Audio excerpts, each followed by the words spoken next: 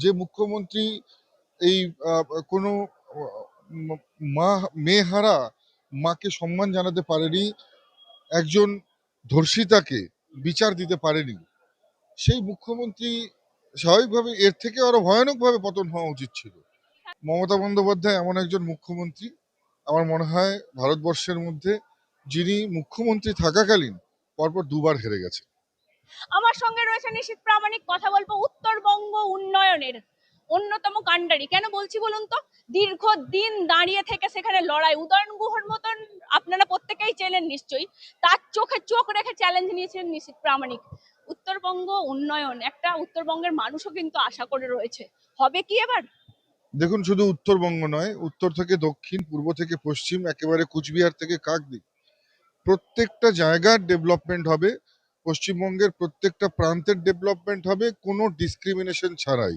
অর্থাৎ এতদিন যেমন শুধুমাত্র অ্যাপিসমেন্টের রাজনীতি হয়েছে, এতদিন পর্যন্ত যে জায়গাগুলোতে থেকে মমতা বন্দ্যোপাধ্যায়ের ভোট বেশি এসেছিল, সেই জায়গাগুলোকে বেছে বেছে সেখানকার ডেভেলপমেন্ট করা হতো। কিন্তু উত্তরবঙ্গের মানুষ, আপনারা জানেন যে সর্বক্ষণই তারা নিপীড়িত বঞ্চিত থেকে গেছে। এর একটাই কারণ, উত্তরবঙ্গের মানুষ কখনোই মমতা বন্দ্যোপাধ্যায়কে পছন্দ করতেন না। কিন্তু এবারের যে ডেভেলপমেন্ট হবে, যে আমরা আমাদের অ্যানুয়াল অ্যাকশন প্ল্যান আমরা সেটা তৈরি করব, এবং অ্যানুয়াল অ্যাকশন প্ল্যানের মাধ্যমে আমরা আগামী দিনে কিভাবে সারা পশ্চিমবঙ্গের ডেভেলপমেন্ট করব এবং প্রত্যেকটা প্রান্তের একসাথে একই রকম ভাবে সেটা কিন্তু আমরা তৈরি করে ফেলবো। বলছি, এই যে মমতা বন্দ্যোপাধ্যায়ের পতন, আপনি তো দীর্ঘদিন লড়াই করেছেন, এই পতনটা এইভাবেই হবে কি মনে হয়েছিল? দেখুন, নিশ্চিতভাবে যারা আহ, মানুষের মানুষকে যে দল সম্মান করেন, যে মুখ্যমন্ত্রী এই কোনো মা মেয়েহারা মাকে সম্মান জানাতে পারেনি, একজন ধর্ষিতাকে বিচার দিতে পারেনি, সেই মুখ্যমন্ত্রী স্বাভাবিকভাবে এর থেকে আরো ভয়ানকভাবে পতন হওয়া উচিত ছিল।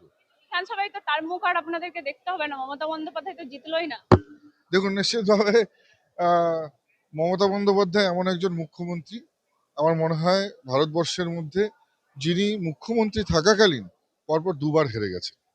শুভেন্দু অধিকারী মুখ্যমন্ত্রী, একদম গেরুয়া শিবির আসার পর এই যে প্রথম মুখ্যমন্ত্রী শুভেন্দু অধিকারী, কিভাবে? দেখুন, অত্যন্ত আনন্দের। শুভেন্দু অধিকারী একজন এমন ব্যক্তি, যিনি আহ, সারা পশ্চিমবঙ্গের প্রত্যেকটি প্রান্তে ভারতীয় জনতা পার্টির হয়ে লড়াই করেছেন। যখন প্রতিনিধিরা বিপদে পড়েছে ছুটে গেছেন, এবং সদনের বাইরে এবং ভেতরে প্রত্যেকটা জায়গায় তিনি কিন্তু মানুষের হয়ে লড়েছেন, এবং সর্বোপরি একজন রানিং মুখ্যমন্ত্রীকে পরপর দুবার হারিয়েছেন। সেটা একটাই জিনিস জিজ্ঞাসা করব, আপনাদের ওইখানে যেভাবে উদয়ন গুহ একটা সন্ত্রাসের পরিবেশ সৃষ্টি করেছিল, সেইগুলো থেকে শান্তি ফিরিয়ে আনবেন তো? একটু মানুষের উদ্দেশ্যে একটু বলে দিন। দেখুন, নিশ্চিতভাবে শান্তি ফিরবে, শান্তি অলরেডি ফিরে গেছে। এবং সবচাইতে বড় কথা, শুধু শান্তি না, শান্তির সঙ্গে সঙ্গে পিস, ডেভেলপমেন্ট, এবং সেই সঙ্গে সঙ্গে নারী সুরক্ষা, নিশ্চিতভাবে প্রত্যেকটা জিনিস একই সঙ্গে প্রতিষ্ঠিত।